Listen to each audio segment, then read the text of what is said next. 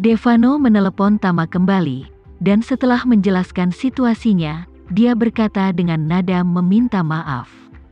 Tuan, maaf, saya tidak berpikir matang. Jika Anda sedang terburu-buru, saya bisa segera mengkoordinasikan pesawat keluarga Renza untuk menuju ke sana, itu akan tiba paling cepat 2 jam. Tama berkata, itu bukan masalahmu, aku tidak menyangka akan kembali secepat ini. Kemudian Tama berkata, tapi jangan terburu-buru, koordinasikan jet bisnis pihak ketiga untuk datang, aku akan pergi ke bandara pada jam 8 besok pagi. Melihat Tama sudah mengambil keputusan, Devano segera berkata, Tuan, jika ini masalahnya, maka saya akan mengkonfirmasi rencana perjalanannya dengan perusahaan jet bisnis sekarang. Apakah menurut Anda ada hal lain yang perlu saya lakukan sekarang? Tidak lagi, Tama berkata, setelah kamu membuat pengaturan untukku. Jangan beritahu siapapun bahwa aku akan kembali ke Jakarta. Karena aku mungkin akan tinggal di sini selama 1 atau 2 hari ketika aku kembali. Dan akan segera keluar lagi. Kali ini aku tidak akan melihat siapapun ketika aku kembali. Devano tidak menanyakan alasannya, dan berkata tanpa ragu-ragu, baiklah Tuan Muda, saya mengerti. Awalnya, Tama tidak berniat kembali ke Jakarta secepat itu.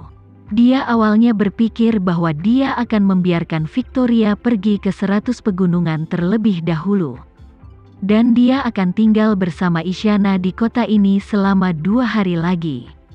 Bagaimanapun, dia tinggal di sini sejak dia masih kecil, tetapi dia belum kembali selama lebih dari 300 tahun. Rindu kampung halaman seperti ini, orang lain tidak bisa memahami atau mengalaminya sama sekali. Setelah Victoria hampir meninggalkan Gunung Prana, dia dan Isyana akan kembali ke Jakarta. Setelah sampai di Jakarta, dia akan meminta bantuan Jaya. Menggunakan koneksi dan latar belakangnya, dia akan mendapatkan semua video pengawasan Victoria setelah dia tiba di Indonesia. Mereka dapat memutar ulang perkiraan rutenya. Dan ketika rute tersebut dilanjutkan, dia akan segera pergi ke Siwan dan menelusuri kembali rute Victoria untuk melihat apakah dia bisa mendapatkan sesuatu. Namun kini, Ibu Puca tiba-tiba muncul. Dan Tama tidak berani membiarkannya tumbuh besar di sini. Jadi dia hanya bisa memburunya terlebih dahulu dan membawanya kembali ke Jakarta sehingga Isyana bisa menetap dengan baik di halaman lantai paling atas miliknya. Kebetulan dia juga dapat menggunakan kesempatan ini untuk meninjau data pengawasan saat ini untuk melihat apakah dia dapat mengetahui rute Victoria. Setelah Isyana menetap dengan Ibu Puca dan dia telah mengatur rute Victoria, dia akan pergi langsung dari Jakarta ke Gunung Siwan. Isyana yang cerdas mendengarkan panggilan antara Tama dan Devano. Dan sudah menebak rencana dan pengaturan Tama selanjutnya. Jadi, dia bertanya kepada Tama, Tuan, ketika aku pergi ke Siwan, bisakah kamu membawaku bersamamu? Tama berkata, bahkan sekarang, sebagian besar Siwan tidak berpenghuni, aku tidak tahu apakah ini aman bagimu. Isyana mengatupkan bibirnya, dan berkata dengan suara rendah, Tuan, menurutmu aku akan menahanmu? Bukan, Tama menghibur. Menurutku kamu, seorang gadis, benar-benar tidak cocok untuk pergi ke tempat yang berbahaya dan primitif seperti itu. Isyana berkata dengan serius, jika aku bersama Tuan, selama tidak ada konflik langsung dengan Victoria, Tuan pasti akan melindungi keselamatanku. Kemudian, Isyana berkata, sejujurnya, ayahku pernah mengatakan hal itu kepadaku. Namun, retret tertutup sang master memiliki formasi yang rumit dan banyak jebakan. Jika kamu tidak mengetahui hal-hal penting, akan sulit menemukan gua tempat orang tua itu mengasingkan diri seumur hidup.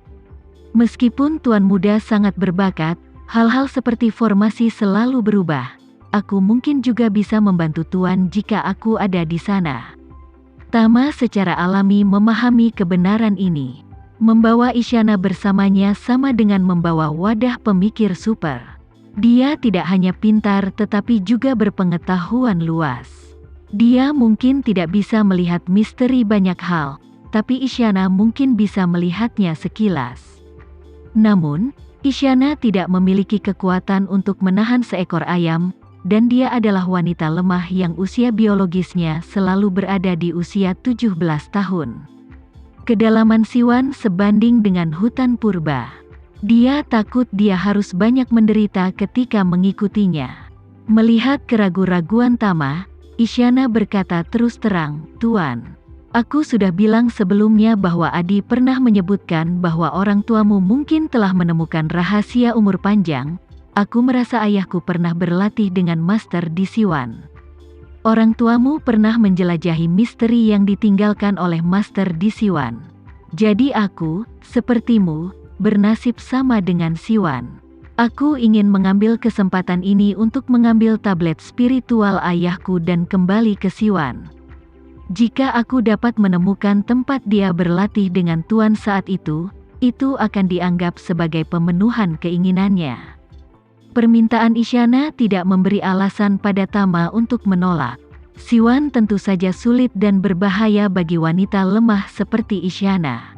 Tapi selama dia ada di sana, kesulitan dan bahayanya tidak ada apa-apanya. Memikirkan hal ini, Tama setuju dan berkata, "Kalau begitu, kita akan pergi bersama." Isyana mengangguk gembira dan berkata dengan penuh semangat, "Terima kasih, Tuan. Aku akan berusaha untuk tidak menimbulkan masalah pada Tuan." Tama sedikit berkata sambil tersenyum. Dia duduk di tanah di sebelah Ibu Tepu dan berkata, "Mari kita tunggu di sini sebentar. Kita akan menggali tanaman muda ini dan pergi ke bandara saat fajar." Isyana mengangguk dan memeluk lututnya di sisi lain Ibu Puca. Dia duduk miring, memandangi permukaan air ranau yang berkilau dan sangat tenang. Dan bertanya dengan lembut, "Tuan, menurutmu apa hujan lebat tadi hanyalah ilusi atau kenyataan?" Tama berpikir sejenak, "Itu pasti hanya ilusi, bukan? Apa yang kamu pikirkan?" Isyana merenung sejenak dan berkata, "Aku merasa ini seperti antara kenyataan dan ilusi." Tama sedikit mengernyit. "Bukankah keduanya harus menjadi pilihan?" Isyana menggelengkan kepalanya dan berkata, "Rasanya selalu seperti setengah benar dan setengah salah, benar dan salah, salah dan benar." Tama tersenyum dan berkata, "Besok pagi kamu bisa bertanya kepada penduduk desa terdekat. Jika mereka mendengar guntur dan hujan tadi malam, suara tadi sangat keras. Kalau memang nyata, mustahil warga desa tidak merasakannya." Isyana mengangguk sedikit dan bergumam, "Sepertinya tidak sesederhana itu." Setelah itu, dia melihat ke arah Tama dan berkata sambil tersenyum, "Aku sudah memikirkan masalahnya. Ini rumit." Tama mengangguk tanpa banyak berpikir, melihat peralatan berkemah yang dibawanya ketika dia keluar dari mobil, dan bertanya padanya, "Kamu sudah lama berlarian dan bahkan belum sempat istirahat. Apa kamu ingin aku mendirikan tenda dan kamu tidur dulu? Untuk sementara?" Isyana bertanya pada Tama, "Tuan, apa kamu lelah?" Tama berkata dengan santai, "Aku tidak akan lelah meskipun aku tidak tidur selama sebulan. Lagi pula, aku harus mengawasi Ibu Puca. Jika seseorang menggali ini, aku khawatir aku akan menyesalinya sampai mati." Isyana berkata dengan malu-malu, "Aku tidak merasa lelah sama sekali. Aku baru saja memakan daun itu. Aku merasa segar dan santai. Aku tidak lelah sama sekali." Tama mengangguk. Meskipun Isyana tidak menguasai energi spiritual, dia masih memiliki energi spiritual. Energi yang sangat murni ini berpengaruh pada siapapun. Dilihat dari aura yang terkandung pada daun induk teh puca tadi, khasiatnya hampir setara dengan 1/4 pil penyelamat jantung. Bukan masalah besar bagi orang biasa untuk hidup 1,5 tahun setelah mengambil 1 potong. dan kondisi kesehatan mereka juga akan meningkat secara signifikan. Dan apapun jenis penyakit yang mereka derita, mereka bisa melihat kemajuan yang luar biasa. Pil Evergreen yang diminum Isyana adalah puncak dari umurnya saat ini. Dia bahkan tidak akan sakit sebelum dia berumur 500 tahun. Oleh karena itu, dalam hal ini, daun ibu puca tidak dapat memperpanjang umurnya. Juga tidak bisa menghilangkan penyakitnya. Tapi itu membuat tubuhnya terasa seperti bekerja tanpa batas, dan dia tidak merasa lelah sama sekali.